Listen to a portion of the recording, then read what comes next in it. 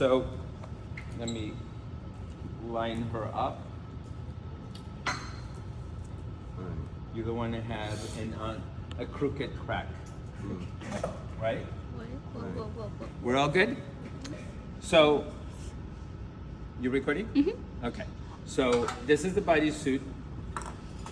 We first need to make sure that we fit it. So you see that we have a much more material in the front, in the back than in the front. And when you fit it, you try to do the same thing on both sides because the front is one single piece. If you have a symmetric garment, we're gonna figure out a way on how we can average out the corrections that you do from one side to the other. Okay, there is no way that you'll be able to pin it or mark it identical both sides, but we can figure out a way that we can average it out because at the long run, it should be symmetric. Otherwise, it looks like a mistake. Okay, unless you have an obvious asymmetric garment. But most of our designs, they are symmetric on silhouette because our body should be symmetric, right? They might have lines of construction that make it different unless you have something that involved overusing the silhouette. Let's say, for example, you have something extending one side and not the other, that's when it's really asymmetric. But if you have an asymmetry where I have pleats on one side and not on the other, the actual outline of the pattern, it will be symmetric. Are you okay? You look out of breath. Okay. All right. So I'm going to take it in here a little bit more in the back than in the front. And things that I really want to pay attention to is that this seam is actually lining up with the dress form, okay? That your center back seam is in the center back of your body, okay? And then trying to have it as even as possible in the front. So see how I'm going a little bit beyond the front into the back? I wanna make sure that the other side does the same thing. Because if I have it right on the line and the other one is not, then it's shifting, okay? So that's, what you could do, since this is where you're gonna be drawing, before you put it in the dress form, you could draw a center front line. So you can line it with a center front seam, right? I didn't do that. Now, if it's bunching up right here, don't pay attention to that. It's supposed to do that, because she's a little hard, and our bodies are not. We actually have a groin, right, to cover, and this has a whole bridge in between, okay? We're going to put elastic to try to hold it in place. You don't want anything to be flapping in the air, okay? Especially when you lay on your towel and you get up from from being on the beach, right? You don't want to be flashing everybody. So you want it to be showing. Now, here in the back, again, the groin, you keep it the same, but if you were to do a thong, your thong will be here, okay? So you can go from here, narrow into what you want to do. You can keep the granny panties, that's fine. You want to cut it up a little bit, just keep in mind, it's almost like a sphere. This is the widest point of it. If you do it exactly on here, what it's going to do is the weight of your cheeks when you walk is going to push it in, and you're going to have it always stuck on your butt. So if you want to, go a little bit beyond, maybe about 3/4 of an inch from this roundest part here, so that way it has something to grasp into when you put it on. So you're not walking around pulling your underwear, right? And that's why the success of the thong is like, if it always gets stuck and I'm always pulling my underwear out of my butt, let me just put it in the morning. I don't have to worry about it all day, right? It's there. It's not going anywhere, right? Some people agree with me. You get it from your smiles. So after it's all set, my shoulders are lined up. Keep in mind that this fabric is stretchy. So if you pull it, it probably will go down. Try to align it as best, following the seam of the shoulder, having the center back in the center back, your seams on the side, and all of that. So that now you can go back and you can start doing your design. So I don't have a sketch, but I will be asking you to have your sketch next to it, because the job of a pattern maker is to actually make a pattern as faithful as the original design. So this is not like, let me just make a line here and just do it, right? This is, let me see what the original design is. If it's not on the waist, I need to do it on the hip, right?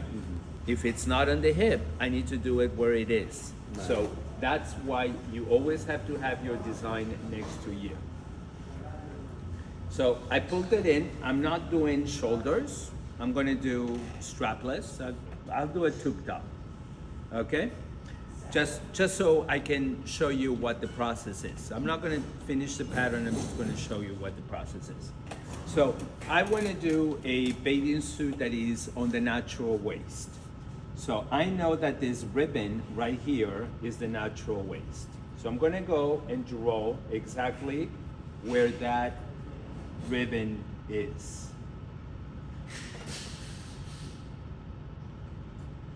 If this is gapping and the waist is not tight enough, then you need to take it in a little bit. But if you see the pattern, it's really nice. It curves up in the middle of the back. It's not gapping, right? And then the same thing here on the sides.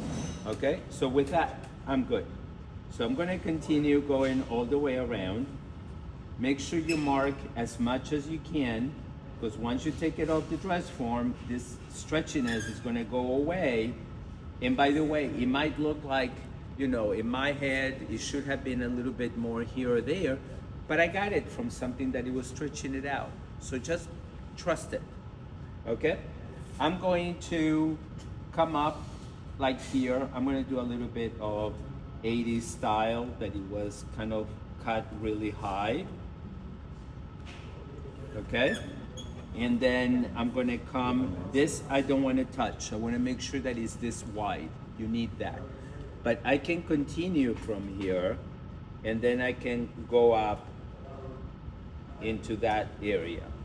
I will draw the other side. Probably I can measure this and have the same amount here.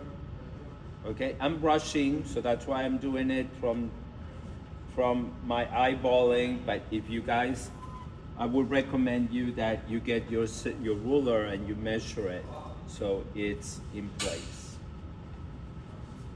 You want us to trace it all around, not just like half of it, because we're doing like. I don't know where the half is, because I didn't do a center front line. In the back I could, but in the front I don't. So what I'm going to do is I'm going to do both sides, and then I'm going to average it out, and I'm going to show you how to do that. Okay? Now, I'm going to continue doing my design. I'm going to do something a little different just to show you how to manipulate the pattern. Okay?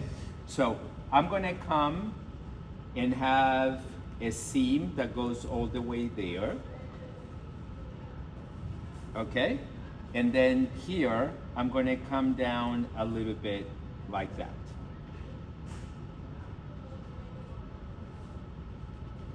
So this is not going to be on it. And I'm going to do 3 pleats here. That's going to be my design. Just to show you a little bit on how to manipulate the pattern. Yes? Mm-hmm. Does that look good? Mm-hmm. Everybody happy? Yes. Okay. Are you paying attention? Okay. Shocking. Anyway, tube top. So I'm going to go across the neckline here. I'm just making this up just so I can demonstrate what's the process. And remember, your clothes are not only on the front, so they need to continue in the back. By the way, a tube top is like putting a rubber band on your body. So it's not like you can drop it down the neckline in the back, because there has nothing to hold, right? You do a bust here with a lower back. Maybe with the woven fabric and bonings, it would work, but not with stretchy fabric. It's just like, don't tell me if you don't. I will assume that you all ladies have worn a strapless dress, the strapless bra, right? Imagine putting on a strapless bra and not closing it in the back. What happens to it? Boing, right? Sound effects, right? There's nothing to hold. If it would be stiff and constructed like with boning, then you can get away with other things. But stretchiness is the tension of going around the body, right? So after I go all the way around the neckline, notice how I go down in the back? I need to go down from the front because I want to cover the breast. If I maintained it here, then again it will happen the same thing with the panties that I just said, right? If you put it right against in the middle of your bust, it's going to do that.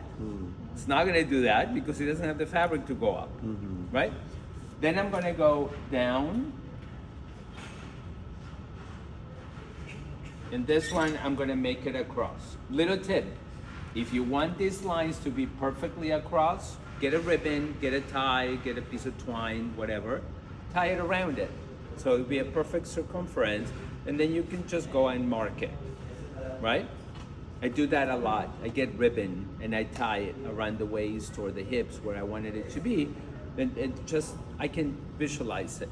You do that directly on the mannequin or like on top of the On top of it. On top of it, okay. Right, no. If you hold it into the mannequin, then it's stable where you put the pin. This should be floating on top of it. Okay. Like when you put a belt, you don't snap the belt to your skin. It's on top of your clothes. Yeah, okay. Same concept.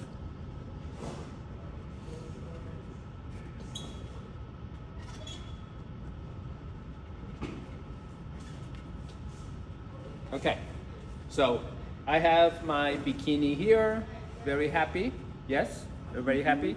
Okay, so the only one correction that I did was taking it on the side.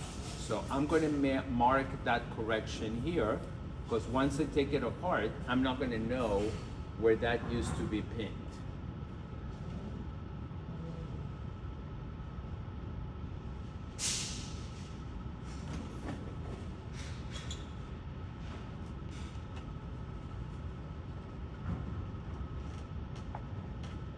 So now we're going to take it off the dress form. I'm going to take it apart and put it on the pattern and extract the pattern pieces of this.